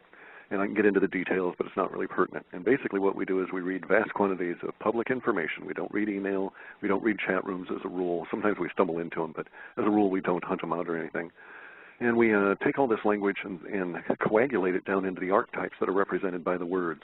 And then using a proprietary method, we extract from those archetypes sort of a dark view of that future that is impinging on our consciousness collectively at that time. And the process was initially begun in 1993 when I had a few insights and started the software programming. It took me until 97 to write all the code necessary. Actually, the initial part, I was writing code for another 5 years after that. But then I did my first run in 97, and since then we've been off and going. Sort of makes sense? I believe that makes perfect sense for the layperson, because I am, in fact, believe it or not, a layperson. And That's a perfect answer. I think that'll give our audience a good clue as to what the WebBot is all about. And right. The first question, it's not particularly the computers itself. Basically, my continual point in all of this is that it's the underlying mass populace that's psychic, and the computer is merely the tool that we use to filter through it all. Right. So first question. First question is, over the last several reports, I seem to recall there is a precipitous drop in the long-term WebBot returns, like the internet or humans cease to exist for a while. And I'm looking at page 3 and 4 of the latest report, and it looks like there's a building in the data sets that seem to coincide with these 2012 events. And it seems like the view of the WebBot's model space predictions move forward into the future predictions, specifically 2012, and you were seeing a data hole in 2012, and then it comes back online in 2013. Is that still the case? Are you still seeing that data hole? That's sort of a good description. What you need to understand is that the data hole that we'd perceived in 2003 was centered around 2012. As we got into doing our reports in 2005, the data hole was still in 2012, but we were closer to it. And as now that we're very close to the 2012, the data hole is still there, but it's because we're closer to it, it's ever so much larger. And so our issue at the moment is trying to see around it or through it, so to speak, to get at some of the longer-term data behind it. But basically your description is quite correct. We have a data hole or a hard wall or a hard stop or something that occurs in 2012. Our operating theory at the moment is that there is an emotional wave or an emotional change of great magnitude that occurs to the species as a whole in 2012 that may or may not be accompanied by internet failure on a mass scale or internet change on a mass scale such that we can no longer work. In either case, the data hole appears to be a hard stop for us. We think that we're working out some of the parameters on getting some view around it. If we are correct in our operating theory, then once we're through 2012, presumably the emotional impact of whatever